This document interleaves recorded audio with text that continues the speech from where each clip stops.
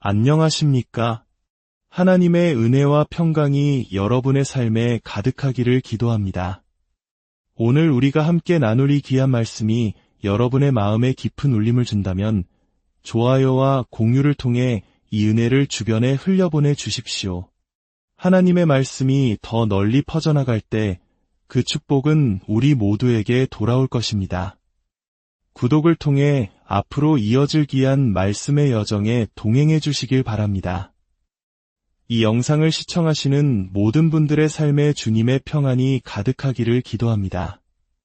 우리는 지금 어떤 시대를 살아가고 있습니까? 매일 쏟아지는 뉴스와 급변하는 세상 속에서 혹시 성경이 수천 년 전부터 예언해온 바로 그 마지막 때를 살고 있는 것은 아닐까 하는 생각을 해보신 적이 있으십니까?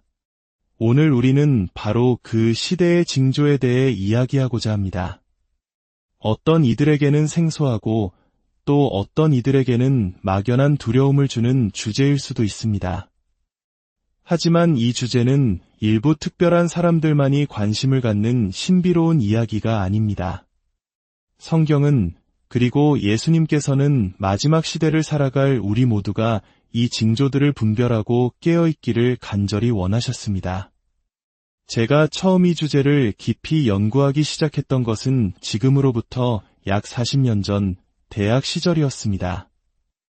당시 1970년대는 주님의 재림을 다룬 책과 영화들이 큰 반향을 일으키며 많은 이들이 마지막 때에 대한 뜨거운 관심을 보이던 시기였습니다. 마치 1970년대 급격한 산업화와 함께 혼란과 희망이 공존했던 시기를 지나온 우리 부모님 세대가 느끼셨을 법한 세상이 이전과는 완전히 다른 방향으로 흘러가고 있다는 그런 감각 말입니다. 그로부터 40년이라는 세월이 흐른 지금, 저는 그 어느 때보다 더 확신을 가지고 이 말씀을 전합니다. 과거에는 희미하게 보이던 성경의 예언들이 오늘날 전 세계적인 차원에서 너무나도 선명하고 구체적인 현실로 드러나고 있기 때문입니다. 인류 역사상 단 한 번도 없었던 일들이 바로 우리 눈앞에서 펼쳐지고 있습니다. 이 말씀을 통해 여러분은 성경의 구절들이 오늘날의 세상과 어떻게 연결되는지 발견하며 놀라게 될 것입니다. 그리고 이 모든 일들이 단순히 일어나고 있는 것이 아니라 인류 역사상 처음으로 일어나고 있다는 사실에 더욱 큰 영적인 각성을 경험하게 될 줄 믿습니다. 많은 현대의 성경 교사들이 이 시대의 징조라는 주제를 다루기를 주저하기도 합니다. 하지만 성경 자체는 이 주제가 얼마나 중요한지를 거듭 강조하고 있습니다. 특히 예수님께서는 사도들보다도 더 강력하게 이 주제를 말씀하셨습니다. 심지어 당신이 처음 오셨을 때 그와 관련된 예언의 징조들을 알아보지 못했던 당시의 종교 지도자들을 향해 강하게 책망하셨습니다. 하물며 첫 오심보다 훨씬 더 많은 예언적 징조들이 있는 주님의 다시 오심에 대해 우리가 무관심해서야 되겠습니까? 우리가 시대의 징조를 이해하기 위해 살펴보아야 할 정보의 근원은 세 가지입니다. 바로 예수님의 가르침, 사도들의 서신, 그리고 구약의 선지자들이 남긴 예언입니다. 이 세 가지를 함께 모아 퍼즐을 맞출 때 비로소 우리는 하나님께서 마지막 때를 살아가는 우리에게 보여주고자 하셨던 거대하고 온전한 그림을 볼 수 있게 됩니다. 저명한 신학자였던 존 월부드 박사는 이미 수십 년 전에 이렇게 말했습니다. 역사상 그 어떤 시대도 마지막 때의 예언이 성취될 모든 요소를 갖추지는 못했다. 오직 우리 세대만이 그 모든 것을 목격하고 있다. 그는 이스라엘의 회복, 세계적인 종교통합 움직임, 급진주의의 부상, 무신론의 확산과 같은 현상들이 동시다발적으로 나타나고 있음을 지적했습니다. 그가 이 글을 썼던 30에서 40년 전보다 오늘날 우리는 성경이 예언한 훨씬 더 많은 징조들이 전 지구적 차원에서 동시에 일어나고 있음을 보고 있습니다. 물론 과거에 일부 성경 교사들이 지나친 열정으로 특정 사건을 성경 예언에 억지로 끼워 맞추려 했던 시도들도 있었습니다. 예를 들어 1970년대에 유럽 공동시장의 회원국이 9개국이 되자 많은 이들이 10번째 국가가 가입하면 바로 적그리스도의 10개국 연합이 완성될 것이라고 성급하게 예측했습니다. 1981년 그리스가 10번째 회원국이 되자 세상이 곧 끝날 것처럼 흥분했지만 그것은 잘못된 적용이었습니다. 신용카드가 처음 보급되었을 때 그것을 짐승의 표라고 주장하며 사람들을 두렵게 했던 일도 있었습니다. 우리는 이러한 과거의 실수들을 반면교사로 삼아 이 주제에 접근할 때 더욱 신중하고 정확해야 합니다. 그러나 동시에 몇몇 사람들의 성급한 해석 때문에 성경이 명백하게 가르치고 있는 이 중요한 주제 자체를 외면하는 우를 범해서는 안 됩니다. 우리는 그들의 용기와 열정을 존중하되 더욱 깊이 있는 연구와 분별력으로 이 시대를 바라보아야 합니다. 이제 본격적으로 시대의 징조들을 두 가지 큰 틀, 즉 징조적 사건과 징조적 추세로 나누어 살펴보겠습니다.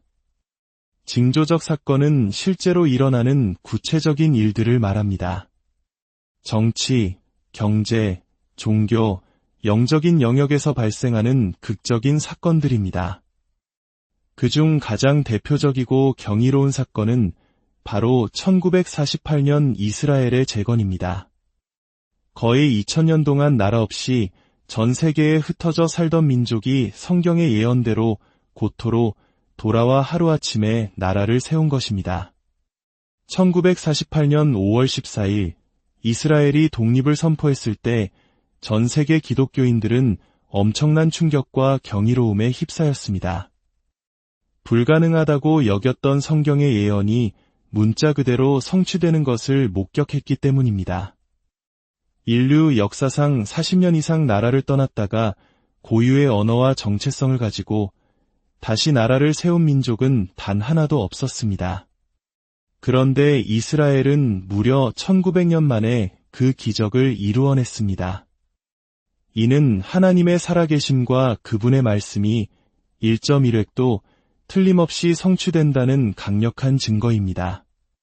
반면에 징조적 추세는 수십 년 또는 수세대에 걸쳐 점진적으로 증가하며 나타나는 흐름을 말합니다.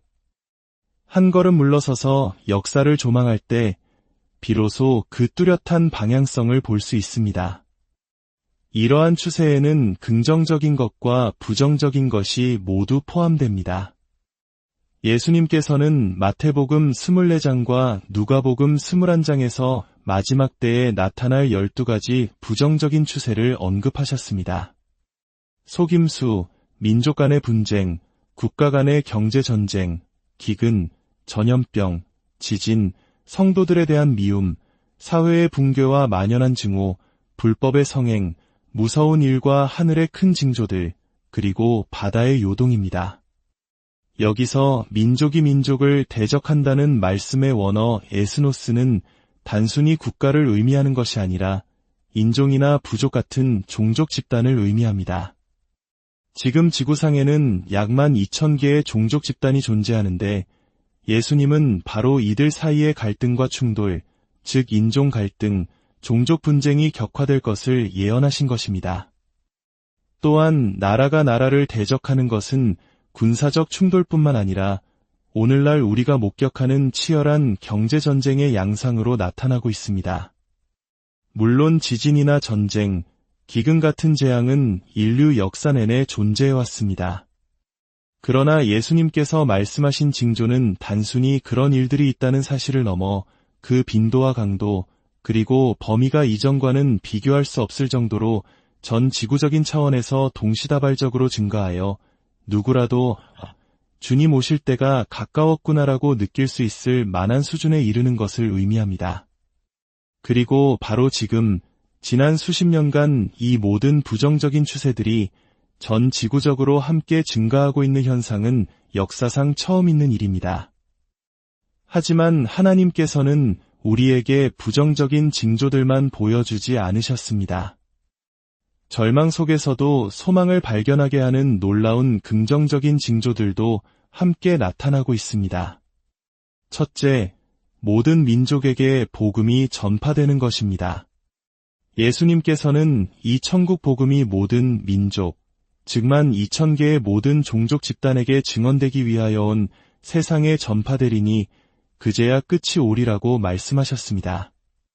수많은 선교단체들의 정확한 데이터에 따르면 인류 역사상 처음으로 지난 몇 년 안에 지구상의 거의 모든 종족 집단에 최소 한 번 이상 복음의 씨앗이 뿌려졌다고 합니다.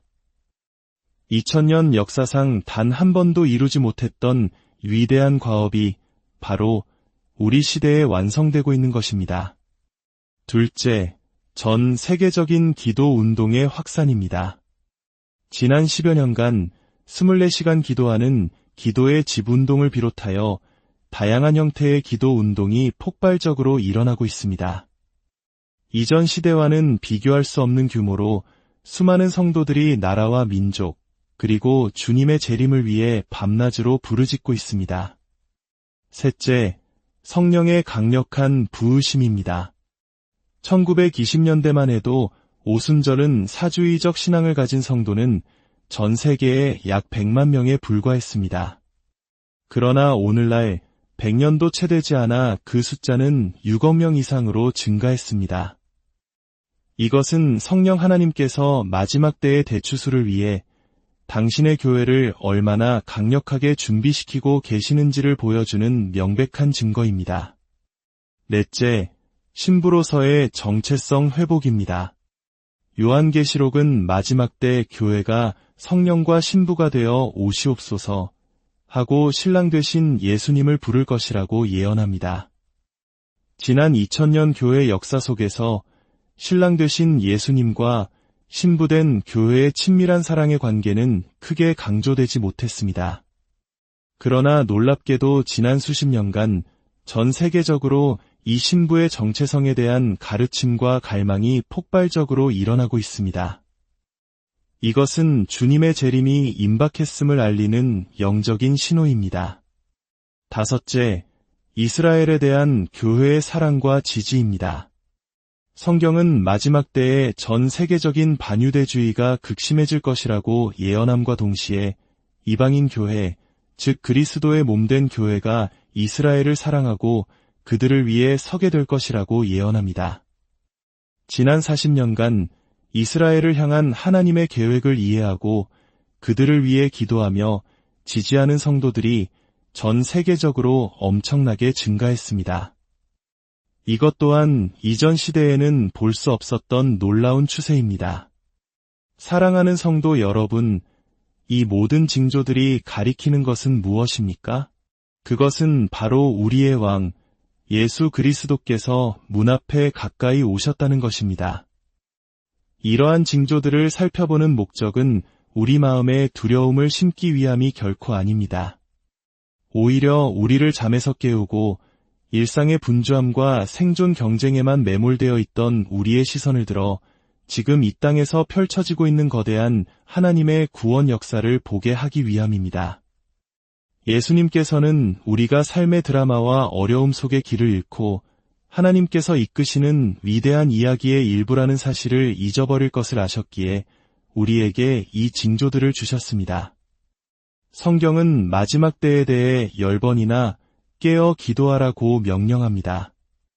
여기서 깨어있으라는 것은 영적인 잠에서 깨어나는 것뿐만 아니라 실제로 눈을 떠서 성경의 예언과 지금 세상에서 일어나는 일들이 어떻게 연결되는지를 지켜보라는 의미입니다. 무엇을 지켜봐야 할지 알지 못하면 우리는 깨어있을 수 없습니다. 무엇을 봐야 할지 모르는 채 무작정 세상을 보면 혼란과 두려움에 빠질 뿐입니다. 그러나 우리가 성경이 말하는 징조들을 알 때 우리는 분별력을 가지고 세상을 볼 수 있게 되며 그 안에서 일하시는 하나님의 손길을 발견하며 믿음과 긴급함을 갖게 됩니다. 그리고 우리가 무언가를 진지하게 지켜보면 우리는 그것에 대해 이야기하게 됩니다. 그리고 함께 이야기하는 사람들과는 유대감이 형성되고 자연스럽게 함께 기도하게 됩니다. 깨어 기도하라는 주님의 명령은 단순히 개인적인 경건 훈련이 아니라 이 마지막 때를 함께 이겨낼 공동체를 세우시는 하나님의 지혜인 것입니다. 위기가 닥쳤을 때 이렇게 함께 깨어 기도하며 준비된 공동체는 두려움에 떠는 세상의 믿음의 등대가 되고 피난처가 될 것입니다. 사랑하는 여러분, 우리는 인류 역사상 가장 놀랍고 중대한 시대에 살고 있습니다. 성경의 모든 예언이 하나의 점으로 수렴되고 있는 바로 그 시대의 증인으로 부름받았습니다. 이 시대의 징조들을 마음에 새기고 더욱 간절히 기도하며 신랑을 기다리는 슬기로운 신부처럼 깨어 준비하십시다. 세상의 혼란 속에서 길을 잃지 말고 곧 영광 중에 다시 오실 우리 주 예수 그리스도를 맞이할 준비를 하십시다.